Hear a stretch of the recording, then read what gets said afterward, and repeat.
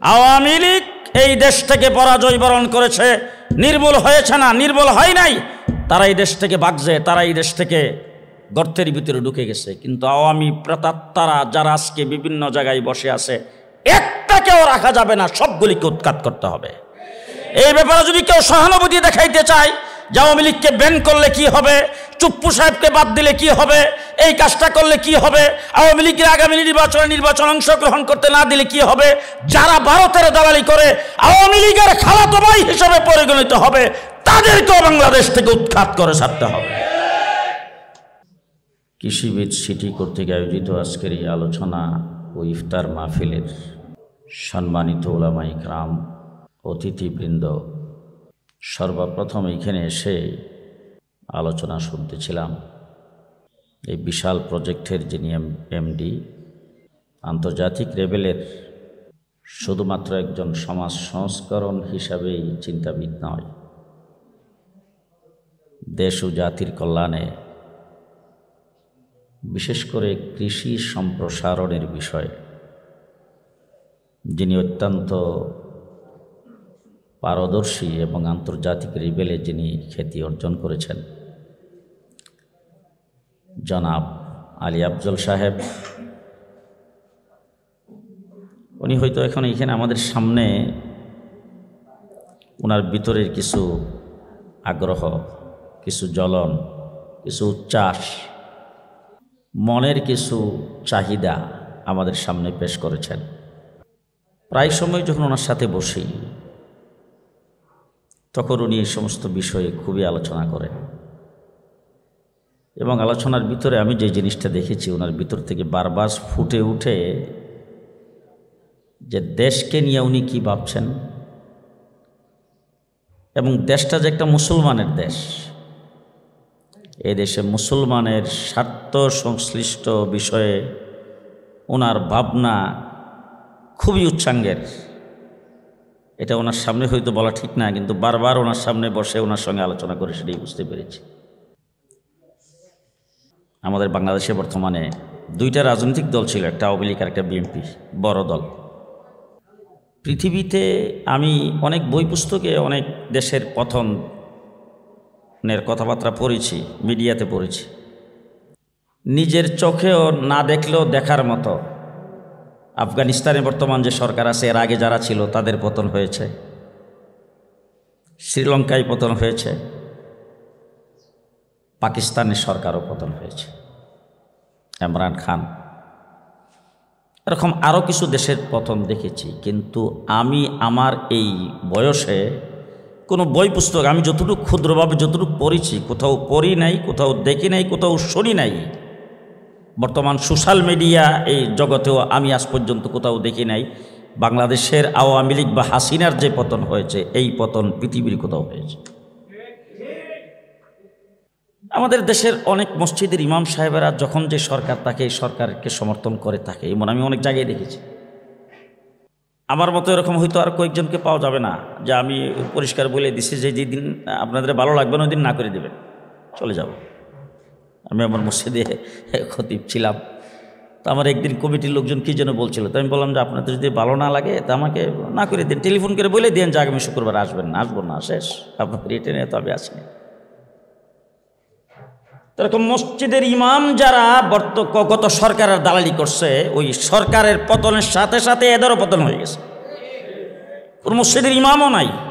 আমার জানা মতে ঢাকা শহরের বেশ কয়েকটা মাদ্রাসার মুহতামেম হাসিনা একদিক থেকে উঠছে হেলিকপ্টারে, আরেক দিক থেকে মুহতামেম বাগছে, এরকমও হয়েছে অনেক জায়গায়।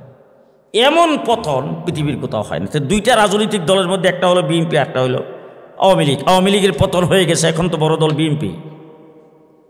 তো আমি কেউ হয়তো এখানে অনেক লোকজন আসেন, মাইন্ড করবেন না আপনারা, বিএনপির নেত্রীকে যখন আটকাইছিল গেটের সামনে বালুর টাকটা সরাইবার মতো ক্ষমতা ছিল না। এখন আমি আমার নিজের কথা বলি, লক্ষ লক্ষ মানুষের সমাগম হয়েছে শাপলা চত্বরে, কিন্তু আমরা বুকে হাত দিয়ে এইটুক বলতে পারি বিএনপির মতো আসরের সময় পালায়া যাই নাই, শেষ রাত্র পর্যন্ত ছিলাম। আসরের সময় যখন আমি স্টেজে ছিলাম তখন আমার সামনে 16টা লাশ ছিল, এরপরও শেষ রাত্র পর্যন্ত সারা রাত্র আমাদের উপরে গুলি চালানো হয়েছে। এরপর আমরা ফজরের আগ পর্যন্ত ছিলাম। বিএনপি আসার আগে বিদায়, যাই হোক সেটা ভিন্ন প্রসঙ্গ। কিন্তু আমরাও তো থাকতে পারি নাই। ফজরের পরে যখন বিদায় নিলাম তখন ঘুরে দাঁড়ানো আমাদের জন্য খুব মুশকিল ছিল, পারি নাই আমরাও। অপরাপর রাজনৈতিক যারা বিরোধী দল ছিল তারা বিভিন্নভাবে চেষ্টা করেছেন, কিন্তু কেউ পারে নাই। ছাত্ররা যখন মাঠে নামছে তখন আমরা কেউ ভাবতে পারি নাই যে তারা পারবে, ভাবতেও পারি নাই তারা পারবে। আমি লন্ডনে ছিলাম, পরের দিন আমার ফ্লাইট। আগের দিন এক জায়গায় বসে কথাবার্তা বলছি, কয়েকজন লোক বিএনপি বিভিন্ন রাজনৈতিক দলের যারা প্রবাসী আমাকে বলতেছে, হুজুর হবেটা কি? আমি বলে, হবেটা কি? লক্ষণ ভালো, আজকে রাত্রের ভিতরে একটা কিছু ঘটবে। বলে, হুজুর কি বলেন আপনি? এর চাইতে বড় বড় কত লক্ষণ দেখলাম, সব কিছু মিসমার করে দিল। আমি বললাম যে আমার কাছে একটা লক্ষণ আছে। কি লক্ষণ? বললাম, আজকে দেখলাম সাংবাদিকদের সামনে ব্রিফিং করছেন নানক, ওবায়দুল কাদের নাই। এই অবস্থাটা দেখে আমার মনে হচ্ছে সে যখন বাগজে সিগন্যাল পাই বাগজে, বাকি 10-12 ঘন্টার ভিতরে হাসিনাও বাগবে। যখন হাসিনা বাগজে কয়েকজন আমার কাছে মিষ্টি নিয়ে আসছে, এসে বলছে, হুজুর আপনি এত বড় গায়েব কেমনে জানেন? বললাম যে জানি, লক্ষণ দিকে বুঝছি। ছাত্রদের যখন আন্দোলন, তারা যখন ময়দানে নামছে তখন আমরা ছিলাম সকলে ঐক্যবদ্ধ।